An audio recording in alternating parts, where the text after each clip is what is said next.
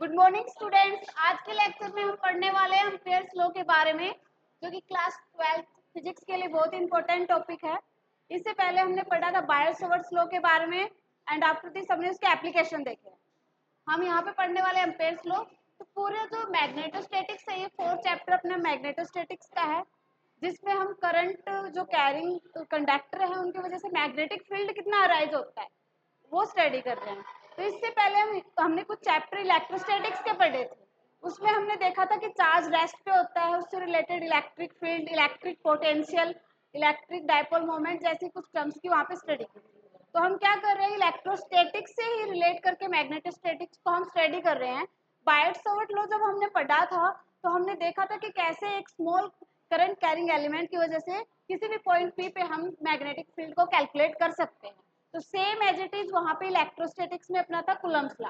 जैसे Coulomb's law electrostatics के लिए बहुत इंपॉर्टेंट है, वैसे ही यहाँ पे बायो-सवर्ट लॉ अपना मैग्नेटोस्टैटिक्स के लिए बहुत इंपॉर्टेंट है। तो यहाँ पे अब नेक्स्ट जो टॉपिक अपना एम्पेयर्स लॉ है। जैसे कि इलेक्ट्रोस्टैटिक्स में आप लोगों ने गॉस लॉ के बारे में पढ़ा था, ठीक है। गॉस लॉ सब लोगों को याद है। गॉस लॉ क्या कहता है? Gauss law the line integral नहीं, the surface integral of electric field is equals to the 1 upon epsilon naught times to the charge enclosed by the surface। कि जो अपना इलेक्ट्रिक फील्ड है उसका जो सरफेस इंटीग्रल होता है वो किसी भी सरफेस के द्वारा चार्ज जो इंक्लोज कर रखा है उसके 1 अपॉन एप्सिलॉन नॉट टाइम होता है। ये था स्टेटमेंट ऑफ गॉस लॉ, ठीक है। गॉस लॉ से अपन क्या कर सकते थे? इलेक्ट्रिक फील्ड कैलकुलेट कर सकते थे। इसका हमने वहां पे तीन सरफेसेस पढ़े थे, ठीक है। फ्री एप्लीकेशंस वहां पे हमने पढ़े थे गॉस लॉ के। तो उसके लिए हमने देखा था जो सरफेस है वो क्लोज होना चाहिए, जिसके लिए वहां पे गॉसियन सरफेस का कॉन्सेप्ट आया था। सेम एज इट इज यहाँ पे एम्पेयर्स लॉ है, ठीक है। एम्पेयर लॉ फर्क इतना है, करंट के बारे में, मैग्नेटिक फील्ड के बारे में बताएगा।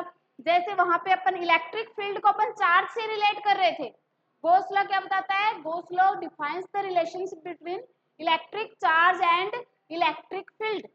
एज इट इज यहाँ पे एम्पेयर्स लॉ क्या बताता है? रिलेशन बिटवीन, ये अपने को बताता है relation between magnetic field and current. Magnetic field and current के बिटवीन जो रिलेशन बताता है उसी को बोलते हैं हम क्या? Ampere's law. क्या बताता है? रिलेशन बिटवीन, कहाँ जाएगा ये, relation between magnetic field, B vector से डिनोट कर रही हूँ, and current. Magnetic field and current जैसी क्वांटिटीज को रिलेट करने वाला जो लॉ है उसी को हम बोलते हैं एम्पेयर्स लॉ। तो हम नेक्स्ट स्लाइड पे पढ़ते हैं, स्टेटमेंट पढ़ लेते हैं कि अपना एम्पेयर्स लॉ क्या कहता है। The magnetic field produced by an electric current is directly proportional to the intensity of the electric current and the constant of probability. तो क्या कहता है, नेक्स्ट स्लाइड पे चलते हैं। अपना जो एम्पेयर्स लॉ है वो ये कहता है कि अपना जो line integral of magnetic field है, गॉस लॉ में तो था surface integral of magnetic field, यहाँ पे क्या है? लाइन इंटीग्रल ऑफ, सॉरी वहां पे surface integral of electric field था, यहाँ पे है line integral of magnetic field, ठीक है। सेम एज इट इज, थोड़ी सी टर्मिनोलॉजी है। तो यहाँ पे अगर हम एक करंट कैरिंग वायर ले, ये विजिबल नहीं होगा, हम कोई करंट कैरिंग वायर ले लेंगे, ठीक है। तो अपन ने देखा था इसके चारों ओर एक लूप अराइज होती है जो कि डायरेक्शन ऑफ मैग्नेटिक फील्ड हम राइट हैंड थंब रूल से दे सकते हैं। ये अपना करंट कैरिंग एलिमेंट है,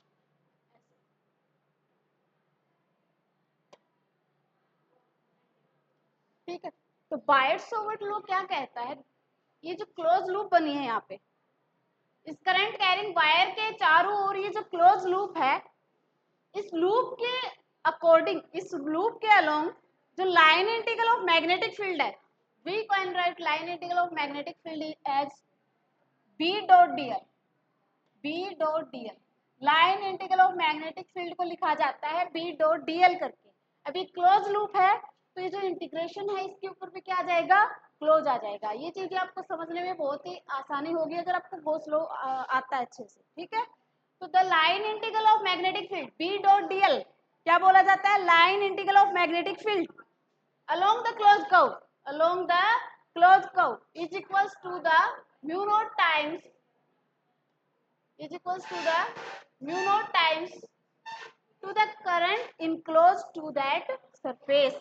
इस सरफेस ने कितना करंट इनक्लोज कर रखा है उसके म्यू नॉट टाइम्स होता है क्या, line integral of magnetic field, mu naught I. Clear है सभी को?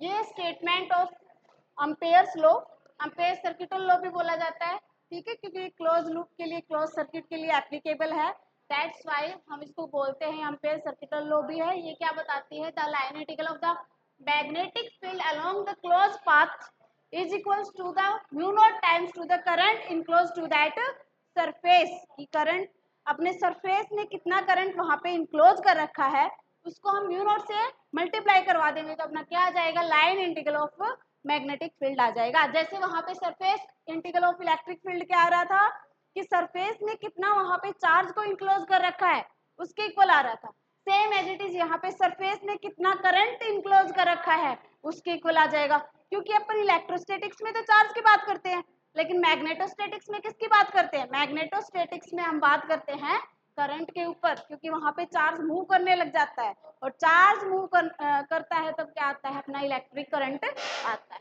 ठीक है, तो ये स्टेटमेंट था। स्टेटमेंट में आई थिंक किसी को कोई प्रॉब्लम नहीं है, प्रॉब्लम है तो आप लोग पूछ लीजिए, बाकी नोट्स आप साथ साथ में बनाते जाइए। यहाँ पे जो म्यू नोट है, म्यू नोट यहाँ पे क्या है, म्यू नोट को बोला जाता है प्रीमेबिलिटी, प्रीमेबिलिटी इन वैक्यूम, ठीक है, नोट लग जाता है, जैसे वहां पे एप्सिलॉन नोट था permeability in vacuum, same as it is यहाँ पे है प्रीमेबिलिटी इन वैक्यूम। ये है अपनी प्रीमेबिलिटी,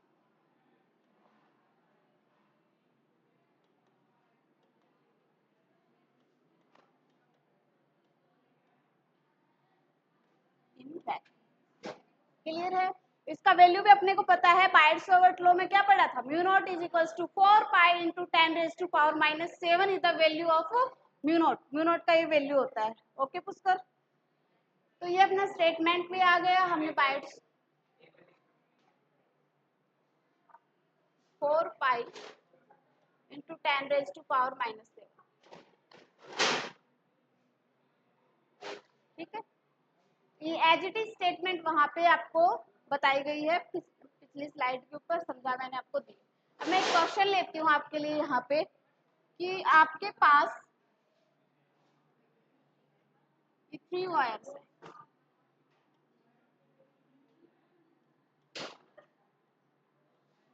I1, इस वायर से I1 करंट फ्लो कर रहा है, इससे I2 करंट फ्लो कर रहा है एंड इससे I3 करंट फ्लो कर रहा है। ओके, इसके अराउंड अपन क्लोज लूप बनाते हैं। तो ये बताना है यहाँ पे line integral of magnetic field किसके इक्वल होगा, what is the value of this,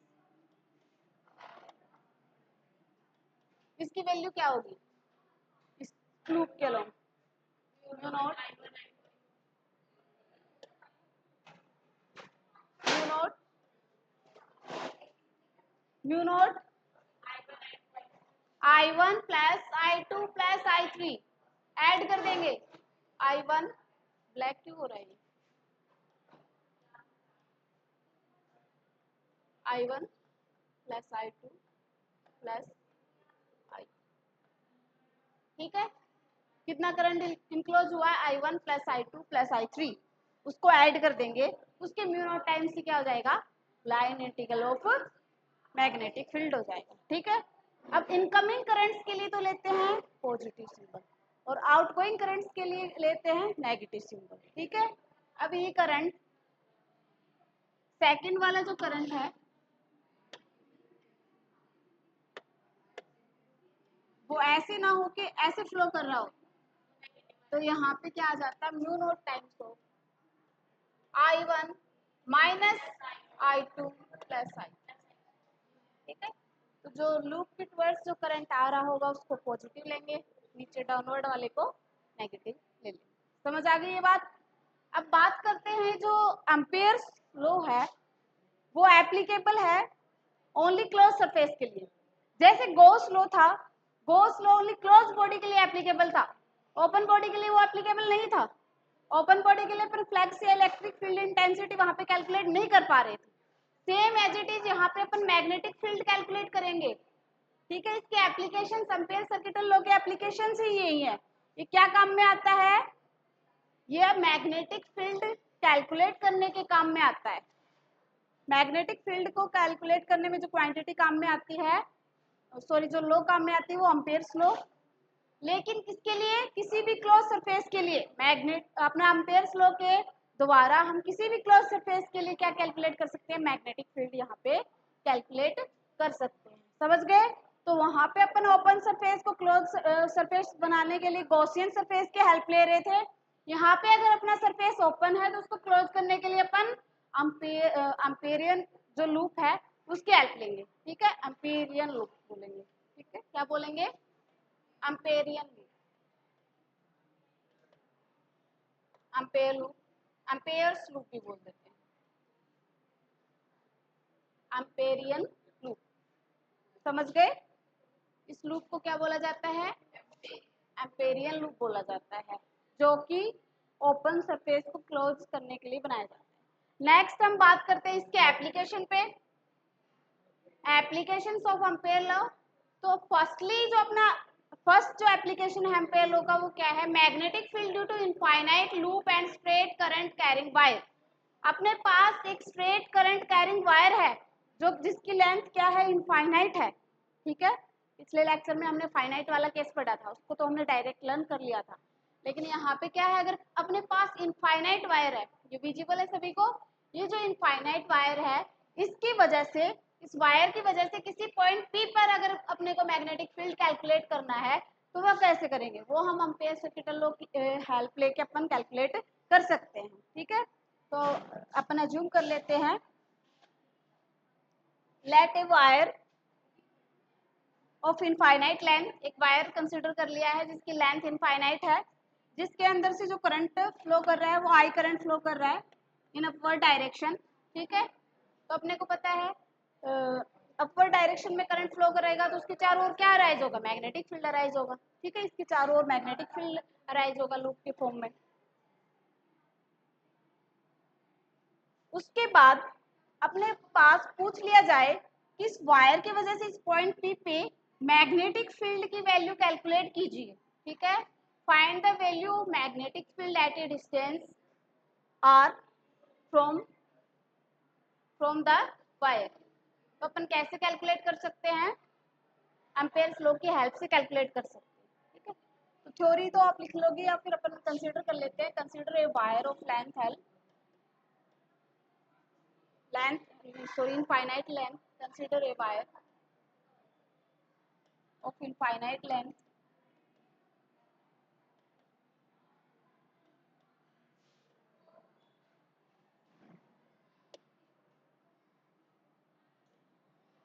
flowing current I in it.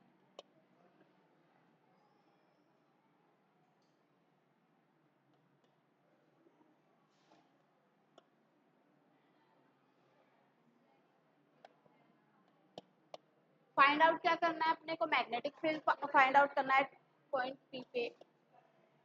Now we have to find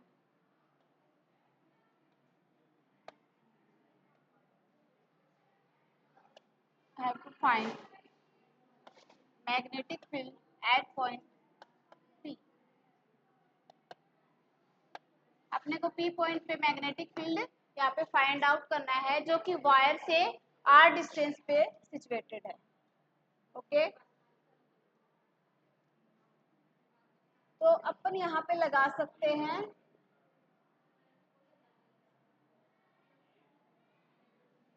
यहाँ पे अपन लगा सकते हैं एम्पेयर्स लॉ। तो लिखेंगे by the help of Ampere's law, using Ampere's law.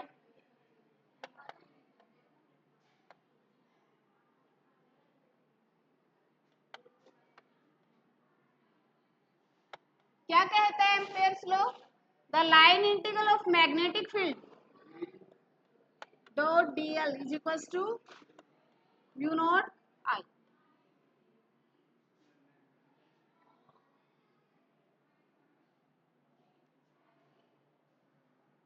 अब डॉट प्रोडक्ट को ओपन करते हैं कि दो वेक्टर्स की डॉट प्रोडक्ट को ओपन करेंगे तो क्या आएगा? b dl cos theta mu naught I.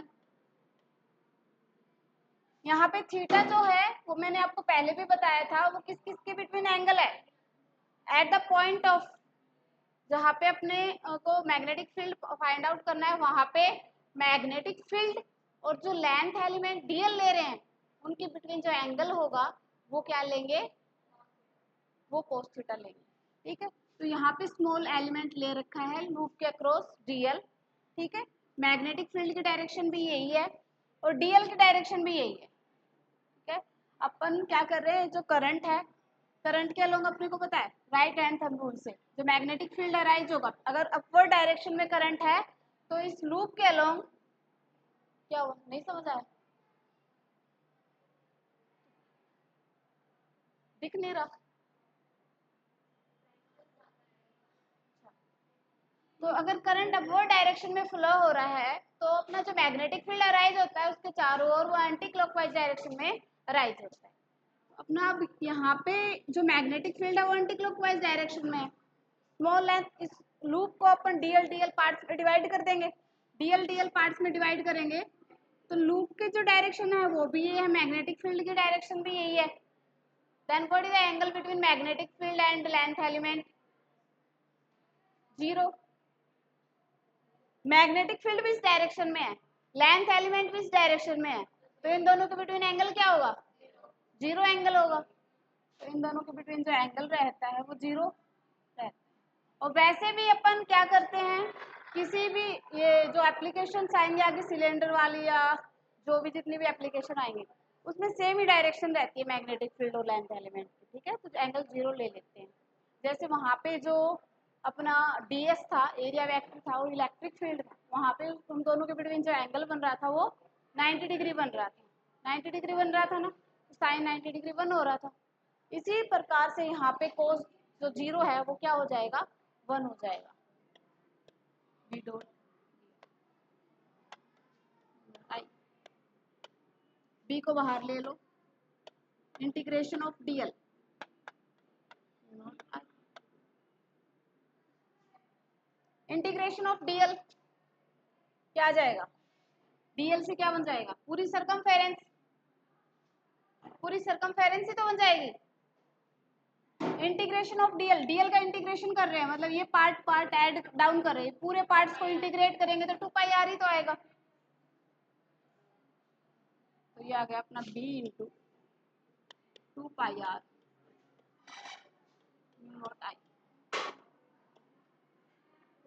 Magnetic field क्या आ गया, mu naught I upon 2 pi R. तो किसी भी करंट कैरिंग वायर के कारण किसी पॉइंट P पे जो मैग्नेटिक फील्ड आता है वो क्या आता है, mu naught I upon 2 pi R, जहाँ पे आई उस वायर में करंट फ्लो हो रहा होता है उसके अमाउंट है, और आर क्या है, उस वायर से उस पॉइंट की डिस्टेंस। समझ गए, यहाँ से आपको पता भी चल रहा होगा। बी है डायरेक्टली प्रोपोर्शनल आ रहा है आई के एंड इनवर्सली प्रोपोर्शनल आ रहा है 1 बाई आर। जैसे करंट बढ़ाएंगे मैग्नेटिक फील्ड बढ़ेगा, ओस्टेड एक्सपेरिमेंट। ठीक है, और जैसे डिस्टेंस बढ़ाएंगे वैसे मैग्नेटिक फील्ड कम होगा। इसीलिए तो कंडक्टर या करंट के पास वाला जो पॉइंट होता है उस पर मैग्नेटिक फील्ड ज्यादा होगा और दूर वाले पॉइंट पे जो मैग्नेटिक फील्ड है वो कम हो जाएगा। समझ गए, ये इसकी फर्स्ट एप्लीकेशन थी। बढ़ते हैं नेक्स्ट एप्लीकेशन की ओर। नेक्स्ट जो इसका एप्लीकेशन है, magnetic field due to long current carrying cylinder. अपने पास एक सिलेंडर दे रखा है, ठीक है, वहां पे भी तो दिया था गॉस लॉ में, एक थीन कंडक्टिंग शीट थी, सिलेंड्रिकल सेल था, स्फेरिकल सेल था, उनमें अपन इलेक्ट्रिक फील्ड कैलकुलेट कर रहे थे मतलब। ठीक है, सेम एज इट इज यहाँ पे अपने को सिलेंडर दे रखा है, सिलेंडर में करंट फ्लो कर रहा है, सिलेंडर के सरफेस से आई करंट फ्लो कर रहा है। ठीक है, ये अपना सिलेंडर है, सभी को विजिबल है।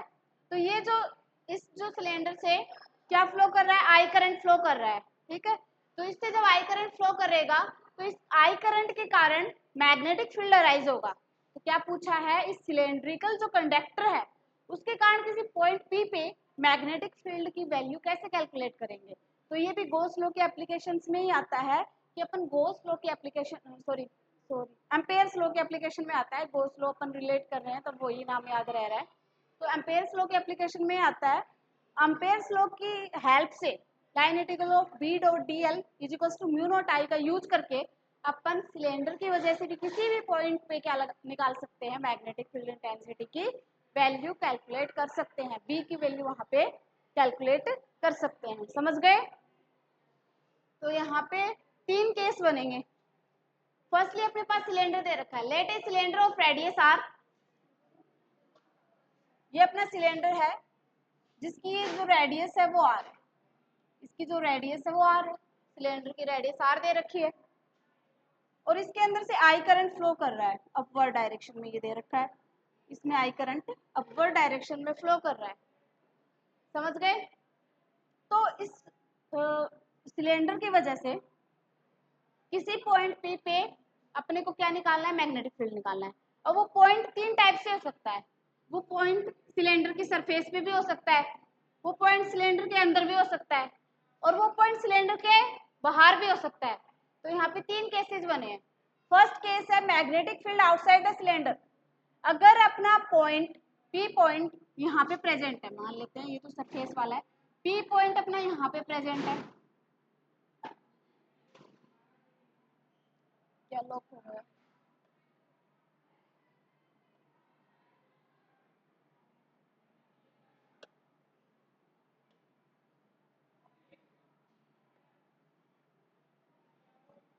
ठीक है, अगर अपना पी पॉइंट यहाँ पे प्रेजेंट है आउटसाइड, सिलेंडर के बाहर अगर पी पॉइंट प्रेजेंट है तो इस सिलेंडर की वजह से पी पॉइंट पे कितना मैग्नेटिक फील्ड होगा ये कैलकुलेट करना है। ठीक है, फर्स्टली अपन अगर एम्पेयर्स लॉ का यहाँ पे यूज कर रहे हैं तो अपने को इस पूरे सरफेस को क्या करना पड़ेगा, एम्पेयर लूप से क्लोज करना पड़ेगा। ठीक है, तो जिस पॉइंट पे अपने को कैलकुलेट करना है मैग्नेटिक फील्ड इंटेंसिटी या मैग्नेटिक फील्ड, उसके अराउंड एक एम्पेयर लूप कंसीडर कर लो। तो क्या लिख देंगे, to find the magnetic field at point P, we have to consider a ampere loop of radius r, small r radius की, सिलेंडर के सेंटर से स्मॉल r रेडियस की हमने क्या कंसीडर कर ली, एम्पेयर लूप यहाँ पे कंसीडर कर ली। ठीक है, ये एम्पेरियन लूप है ये वाली। अब क्या करना है अपने को, अब मैग्नेटिक फील्ड कैलकुलेट करना है इस सिलेंडर, पूरे सिलेंडर की वजह से इस पॉइंट P पे। सॉरी, एम्पेयर लॉ लगाओ। एम्पेयर लॉ क्या कहता है, line integral of magnetic field mu naught times to the current enclosed by that surface, mu naught I times the current enclosed by that surface। ठीक है, अब B और B vector भी इस डायरेक्शन में होगा और डीएल वेक्टर भी इसी डायरेक्शन में है, तो थीटा 0 हो जाएगा। ठीक है, थीटा 0 हो जाएगा तो B D L cos theta cos 0 1, तो यहाँ पे आ जाएगा B D L 2 pi mu naught I. समझ गए? वही बात है सेम, आर रेडियस का सर्कुलर लूप है तो इंटीग्रेट करेंगे तो क्या बन जाएगा, आर रेडियस का सर्कुलर लूप है, इंटीग्रेट करेंगे तो सरकमफेरेंस आएगा, that is 2 pi R, B into 2 pi R mu naught I, B is equals to mu naught I upon 2 pi R. तो जो आउटसाइड वाले पॉइंट पे, आउटसाइड वाले पॉइंट की बात करते हैं तो मैग्नेटिक फील्ड आता है mu naught I upon 2 pi R. ये एक्सप्रेशन आ गया, यहाँ से क्या पता चल रहा है, बी आउटसाइड इनवर्सली प्रोपोर्शनल है किसके, आर के, और डायरेक्टली प्रोपोर्शनल है किसके, आई के। इसको हम इक्वेशन 1 ले लेंगे। ठीक है, नेक्स्ट अगर मैग्नेटिक फील्ड अपने को निकालना है सरफेस ऑफ सिलेंडर पे, तब अगर अपना पॉइंट आउटसाइड ना होके सिलेंडर के सरफेस पे ही हो, अगर पॉइंट आउटसाइड ना होके सिलेंडर के सरफेस पे हुआ, दैट मीन्स आर किसके इक्वल हो जाएगा, कैपिटल आर के इक्वल हो जाएगा। जो आर अपन डिस्टेंस ले रहे थे ओरिजिन से उस पॉइंट के बिटवीन जो डिस्टेंस स्मॉल आर ले रहे थे, अगर मैं सरफेस पे वो पॉइंट ले लूंगी तो सब सरफेस वाली जो डिस्टेंस है वो तो कैपिटल आर है, दैट मीन्स स्मॉल आर किसके इक्वल आ जाएगा, कैपिटल आर के इक्वल आ जाएगा। तो फर्स्ट ये वाली जो इक्वेशन है उसमें स्मॉल आर को कैपिटल आर के इक्वल रख दो, तो अपना जो मैग्नेटिक फील्ड आ जाएगा at the surface of cylinder, क्या आएगा, आर की जगह कैपिटल आर रख दो, तो सरफेस के ऊपर सरफेस के ऊपर जो मैग्नेटिक फील्ड आएगा वो क्या आएगा, mu naught I upon 2 pi R, mu naught I upon 2 pi R. इसको हम इक्वेशन ले लेंगे सेकेंड।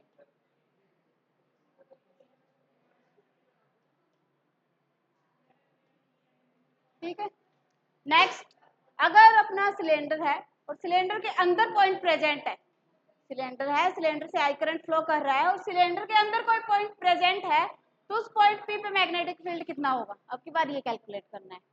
समझ गए? तो नेक्स्ट जो है अपना magnetic field inside the cylinder, cylinder के इनसाइड मैग्नेटिक फील्ड कितना होगा।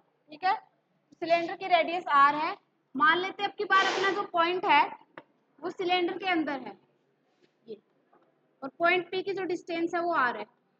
तो एम्पेरियन लूप कैसे बनेगी अब की बार, ऐसे बनेगी। इस पूरे में से आई करंट फ्लो कर रहा है, लेकिन अपना जो मैग्नेटिक फील्ड है वो क्या है, अब की बार अपने को अंदर कैलकुलेट करना है, इसीलिए मैंने पॉइंट पी अंदर सपोज कर लिया सिलेंडर के अंदर। तो उसकी जो डिस्टेंस लेंगे वो स्मॉल आर लेंगे। ठीक है, स्मॉल आर तो वो डिस्टेंस होती है जहाँ पे पॉइंट पी लेते हैं, ओरिजिन से पॉइंट पी की जो डिस्टेंस, वो क्या लेंगे, सिलेंडर से उस पॉइंट की पी की डिस्टेंस जिसके ऊपर अपने को मैग्नेटिक फील्ड कैलकुलेट करना है वो स्मॉल आर ले रहे हैं। बाहर लिया स्मॉल आर वो डिस्टेंस हो गई, सरफेस पे लिया तो स्मॉल आर वो डिस्टेंस होगी जो कि कैपिटल आर के इक्वल हो गई थी सरफेस पे, फिर अंदर लिया तो स्मॉल आर वो डिस्टेंस होगी। एम्पेरियन लूप बनाना ही है क्लोज करने के लिए। लक्षिता समझ आ रहा है? ठीक है, आगे बढ़ते हैं। फिर क्या होता है, अपन एम्पेयर स्लो लगाते हैं, एम्पेयर स्लो लगाएंगे तो क्या होता है, एम्पेयर स्लो के according B vector dot DL vector mu naught I enclosed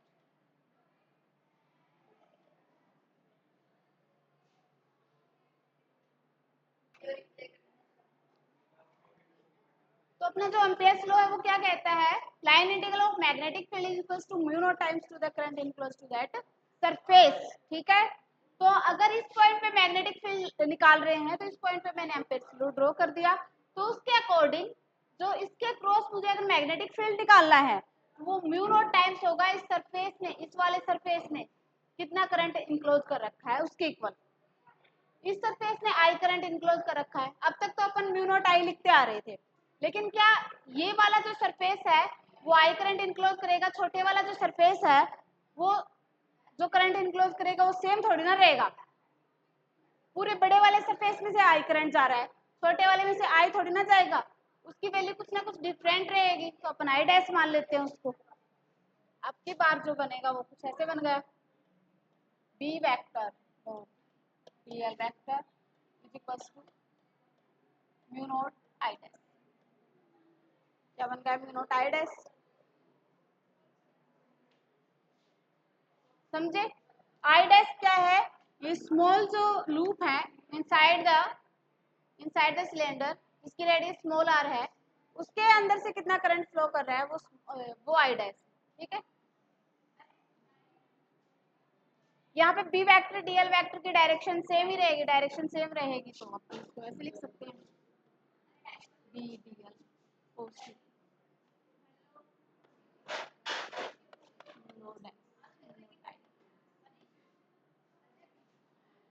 यहाँ से भी थीटा 0 है तो cos 0 क्या हो जाएगा, 1 हो जाएगा।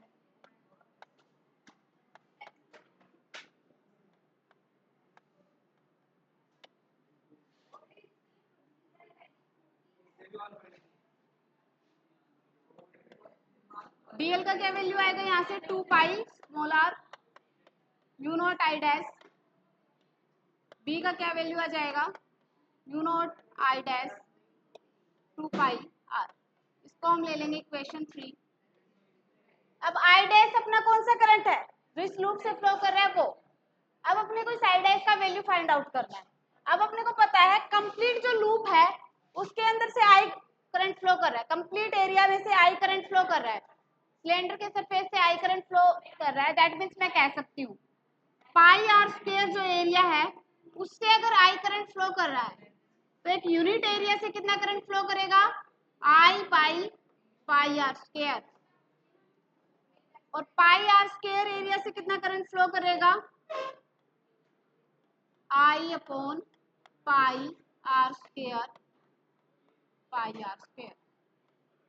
तो अपनी जो आई डैश की वैल्यू है वो यहाँ से क्या निकल के आ गई, क्योंकि जो पाई आर स्क्वायर से जो करंट आएगा वही तो आई डैश है, न्यू करंट। तो जो आई डैश का जो वैल्यू आ गया यहाँ से वो आ गया I R square upon capital R. Now put the value of I dash in equation 3। Equation 3 में अपन आई डैश का वैल्यू पुट करेंगे तो क्या आएगा, B is equal to mu naught I dash क्या है, आई आर स्क्वायर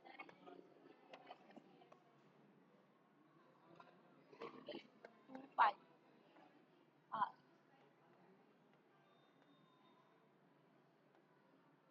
तो अपना जो डेरिवेशन निकल के आया है mu naught I R pi R, ठीक है। इसको इक्वेशन 4।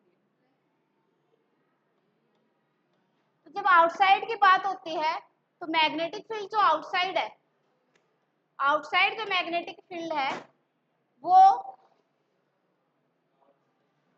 डायरेक्टली प्रोपोर्शनल होता है डिस्टेंस के, ठीक है। इनसाइड द सिलेंडर जब हम बात करते हैं तो अपना जो मैग्नेटिक फील्ड है वो आर के डायरेक्टली प्रोपोर्शनल होता है। जैसे जैसे आर बढ़ेगा वैसे वैसे मैग्नेटिक फील्ड बढ़ेगा। सॉरी, इनसाइड, इनसाइड वाले पॉइंट बाय मिस्टेक लिख दिया ये वाला, इनसाइड।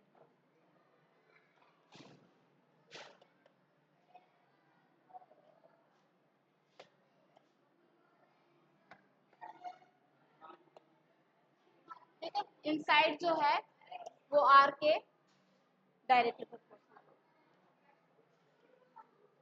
क्या अब हम इसका ग्राफ बना सकते हैं, तो ग्राफ आपको कल घर से बना के लेके आना, ठीक है। आउटसाइड जैसे अपन ने इलेक्ट्रिक फील्ड आउटसाइड इनसाइड वाले केस में ग्राफ बनाया था, वैसे सेम एज इट इज यहाँ पे आउटसाइड इनसाइड और एट द सरफेस ग्राफ कैसा बनेगा वो कल आपकी नोटबुक में होना चाहिए।